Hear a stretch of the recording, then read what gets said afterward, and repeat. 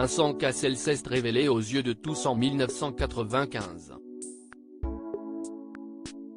Dans le choc cinématographique inoubliable que t'est La haine de Mathieu Kassovitz, la performance marquante du fils du cinéaste Jean-Pierre Cassel avait été récompensée par une nomination pour le César du meilleur espoir masculin et le César du meilleur acteur.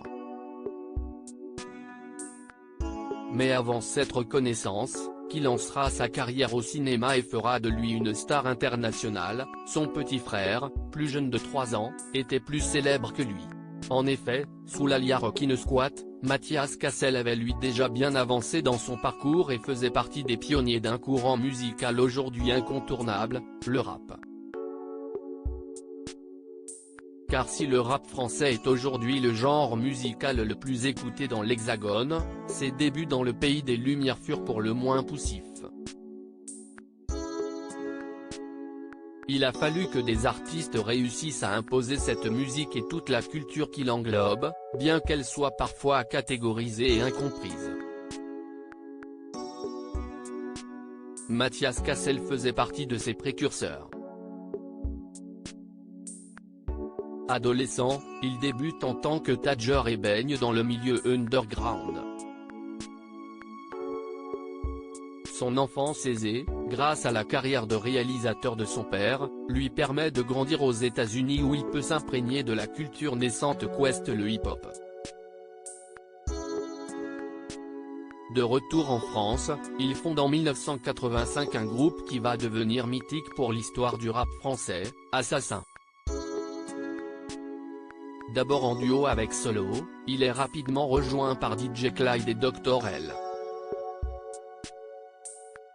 Et si le rap français est encore balbutiant, Assassin va lui donner un sacré coup d'accélérateur, au même titre que des groupes comme IAM ou Supreme NTM.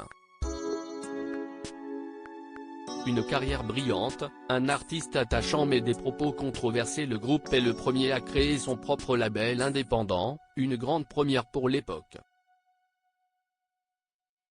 Les 3 premiers albums du collectif, Le futur que nous réserve-t-il ?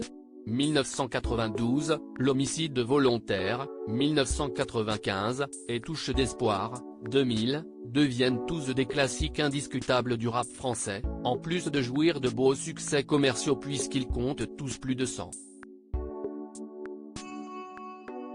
000 ventes. Mais si Rockin' Squat a glané un disque d'or pour chacun des opus, si est surtout pour la grande influence qu'a eu Assassin en France que la carrière de Mathias Cassel est unanimement reconnue. À titre d'exemple, Booba leur a carrément dédicacé directement un morceau en 2015 sur son album Nero Nemesis, probablement l'effort le plus abouti de la carrière du duc de Boulogne, intitulé Génération Assassin. Car si vous pensiez que Vincent Cassel, habitué des coups de gueule, fait dans le politiquement incorrect, il est un enfant de cœur comparé à Mathias. Assassin a toujours fait de son rap anti-système une arme politique et saine et servi pour dénoncer certaines tendances ou soutenir d'autres causes, mais il y a parfois eu des dérives. Au cours des années 2000, la carrière du groupe périclite. Le label ferme et Rockin' Squat se lance en solo.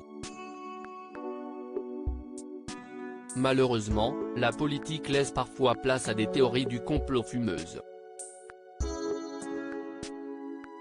Illuminati, nouvel ordre mondial et antisémitisme remplacent écologie, paix dans le monde et droits des femmes. S'il continue toujours la musique, avec des références plus ou moins bien senties, Rockin' Squat n'est plus le rappeur avant-gardiste qu'il a été. Le temps est passé par là et l'artiste n'a pas su s'adapter aux évolutions de son courant musical. Mais son palmarès historique est toujours intact et son importance dans l'histoire du rap français restera éternelle.